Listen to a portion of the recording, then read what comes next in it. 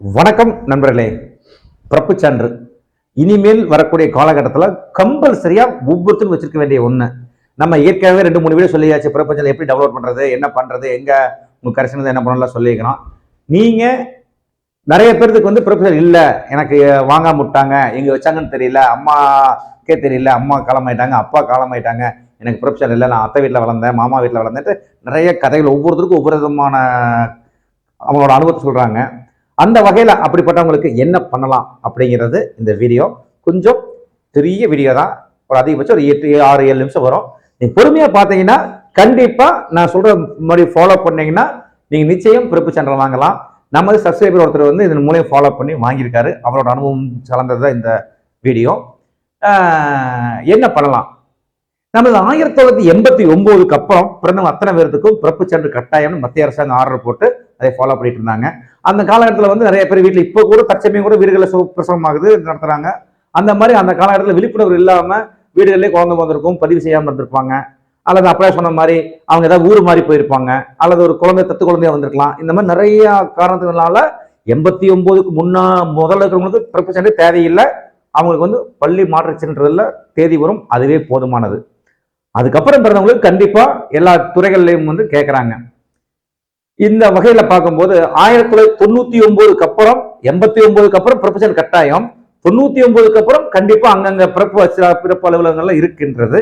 இந்த 99க்கு முன்னாடி 1999க்கு முன்னாடி பிறந்தவங்க வீட்டுல பிறந்தாலும் சரி, ஹாஸ்பிட்டல் பிறந்தாலும் சரி, எங்க பிறந்தாலும் தெரியாம இருந்தாலும் சரி, அவங்களுக்கு எல்லாம் இது ஒரு அருமையான வழிமுறை. இதை ஃபாலோ பண்ணா நீங்க கட்டாயம் பிறப்பு சான்று வாங்கி பெற்றுக்கொள்ளலாம். 2 வழி இருக்கு. ஒண்ணு கோர்ட் மூலியமா நடவடிக்கை எடுத்து வாங்குறது. அது கொஞ்சம் பெரிய லாங் ப்ராசஸ். அது நீங்க கோர்ட்டு கலையணும், போகணும், வக்கீல வச்சு வக்கீல் ஃபீஸ் வச்சு கேட்பாங்க. அந்த மாதிரி இருக்குது. வருவாய்த்துறை மூலியமாவே வாங்கலாம். அது எப்படிங்கிறத நாங்க சொல்றோம். பொறுமையா வீடியோ முழுசா ஸ்கிப் பண்ணாம பாருங்க. நீங்க என்ன பண்ணணும் அப்படின்னா, முதல்ல உங்களோட ஆதார் கார்டு, இப்ப 99.8% அனைவருக்கும் ஆதார் கார்டு வழங்கப்பட்டு விட்டது. பிறந்த குழந்தைகள் உட்பட ஒரு 3 மாச குழந்தையிலிருந்து நம்ம ஆதார் கார்டு வாங்கிக்கலாம். இந்த காலகட்டத்தில் நீங்க என்ன பண்ணணும்? இப்ப காலகட்டத்தில் உங்க ஆதார் கார்டு, உங்களோட பள்ளி மாற்றுச் சான்றிதழ் ரெண்டையும் இணைச்சு ஒரு மனு, இந்த மாதிரி என்னோட பிறந்த தேதி அனுப்புறது பெறுநர், அனுப்புற உங்க அரசு போட்டுக்கிறீங்க. பெறுநர் உங்க வீடு அமைந்திருக்கக்கூடிய உங்க ஆதார் அட்ரஸ் என்ன வீடு இருக்குதோ, அந்த நீங்க எங்க பிறந்திருப்பீங்கிற ஒரு உங்களுக்கு உபயோகம் தெரியுதோ அந்த ஆதார் அட்ரஸ்ல இருக்கிற அட்ரஸ்ல இருக்கிற சார்பதிவாளர் அலுவலகம், பத்திரம் பதிவு பண்ற போற சார்பதிவாளர் அலுவலகம், அவங்களுக்கு அவங்க பெறுநர் முகவரி போட்டு நீங்க இந்த மாதிரி, ஐயா வணக்கம், எனக்கு என்னோட பிறப்பு சான்று எங்ககிட்ட இல்லை, என்னோட பிறப்பு சான்று பதிவு இருக்கா இல்லையா என்ற தகவலை எனக்கு தரும்படி கேட்டுக்கொள்கிறேன் அப்படின்னு சொல்லி நீங்க ஒரு மனு எழுதணும். மனுவுக்கு ஒரு கட்டணம் இருக்கு, தேடுதல் கட்டணம் அப்படின்னு.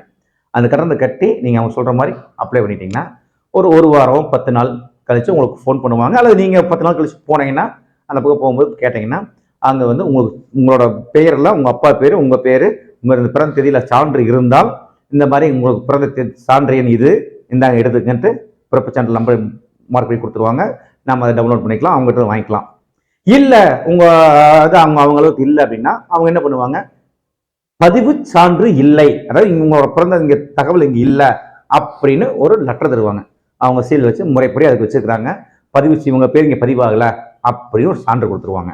நீங்க என்ன பண்ணணும், அந்த பதிவு சான்றை எடுத்துட்டு அது கூட நான் அப்படியே சொன்ன மாதிரி ஆதார் கார்டு, உங்களோட ஸ்கூல் டிசி, உங்களோட பேன் கார்டு, உங்களோட இன்னும் ஆவணங்கள் நீங்க வச்சிருப்பீங்க, பேங்க் பாஸ்புக் இருக்கலாம், இந்த மாதிரி ரேஷன் கார்டு, இதையெல்லாம் இணைச்சு ஒரு செட்டு இணைச்சு நீங்க கோட்டாட்சியர், வருவாய் கோட்டாட்சியர், ஒரு சில தரம் உயர்த்தப்பட்ட ஊர்களில் சப் கலெக்டர் இருப்பாங்க, அவருக்கு ஒரு மனு எழுதுறீங்க. இதே மாதிரி என்னோட பேர் இப்போ அவங்க பதிவு இல்லைன்னு சொல்லிட்டாங்க, எனக்கு பிறந்த பதிவு இல்லை, எனக்கு பிறப்பு சான்று வழங்கும்படி கேட்டுக்கொள்கிறேன் அப்படின்னு ஒரு மனு தயாரித்து நீங்கள் நேரடியாக கொண்டு போய் உங்கள் கோட்டாட்சியர் கொடுத்தீங்க. கோட்டாட்சியர், sub collector, RTO, revenue department officer அவங்ககிட்ட கொடுத்தீங்கன்னா அவங்க வாங்கி உங்களெல்லாம் அவங்க இருக்கிற அதுக்குன்னு தனியாக அதிகாரி இருப்பாங்க, அவங்க வாங்கி செக் பண்ணிவிட்டு சரி நாங்கள் விசாரிச்சு சொல்கிறோம் அப்படின்றவாங்க.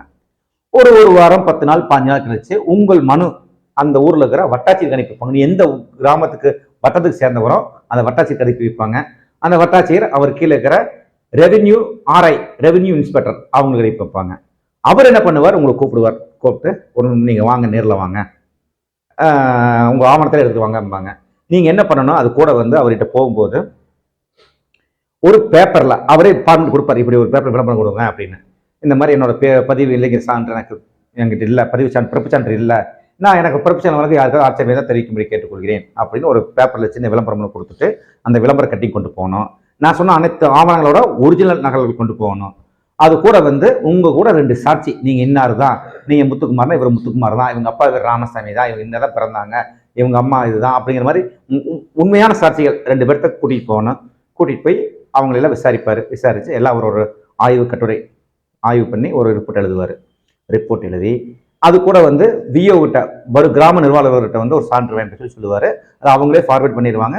கிராம நிர்வாகர்கள் உங்கள் வீட்டுக்கே வந்து விசாரிச்சு நீங்கள் அங்கே தான் குடியிருக்கிறீங்களா, ஏன்னா அவர் தான் வந்து கிராம கலெக்டர், அவர் தான் வந்து உள்ள எல்லாம் தகவல் தெரிஞ்சவர், தகவல் அவர்கிட்ட தான் இருக்கும். உங்கள் அங்கே தான் குடியிருக்கிறீங்களா, அக்கம் பக்கம் விசாரிச்சு இத்தனை வருஷமாக குடியிருக்கிறீங்க, எந்த ஊர்லேருந்து வந்துருக்கிறீங்க எல்லாம் என்ன விசாரிச்சு அதை ஒரு ரிப்போர்ட் எழுதி அதை ஆர்ஐக்கு அனுப்பிடுவார். ஆர்ஐ அதையும் சேர்த்து இன்க்ளூட் பண்ணி ஒரு ரிப்போர்ட் எழுதி அவர் தாசில்தாருக்கு அனுப்பிடுவார். தாசில்தார் உங்களை கூப்பிடுவார். தாசில்தார் வந்து சம்மந்தப்பட்ட துணை வட்டாட்சியர் வந்து கூப்பிடுவார். கூப்பிட்டு அவர்கிட்ட போனீங்கன்னா அவரும் வந்து அதே மாதிரி வாங்கி உங்களை எல்லாம் ஆவணங்கள்லாம் பார்த்துட்டு சரியா இருக்குதா, உங்களுக்கு பிறப்பு சான்று இல்லையா, பிறப்பு சான்று கொடுக்கலாமா அப்படிங்கிறதெல்லாம் ஆய்வு செஞ்சு அதை வந்து அவர் வந்து மேற்படி ஆர்டிஓ சப்ளைட்டர் சொன்னால அவங்களுக்கு ஃபார்வேர்ட் பண்ணிடுவாங்க. அவர் என்ன பண்ணுவாரு, அவர் எல்லாம் வாங்கி பார்த்து போட்டு அதுக்கு ஒரு ஆஃபீஸர் அந்தந்த டிபார்ட்மெண்ட்ல சீட் பக்கம் இருப்பாங்க, அந்த ஆஃபீஸர் இருப்பார். அவர் வந்து அவர் உங்களை நிறைய வர சொல்லி உங்க கூட வந்து உங்க கூட பிறந்தவங்க அண்ணன் தம்பியா இருக்காங்களா என்னன்னு கேட்டு அவங்களே வர சொல்லுவாங்க. இது கூட வந்து அப்பா அம்மா ஆதார் கார்டு இணைச்சிருந்தீங்கன்னா ரொம்ப சௌரியம், அப்பா அம்மாவோட ஆதார் கார்டு இணைச்சு கொடுத்துருங்க.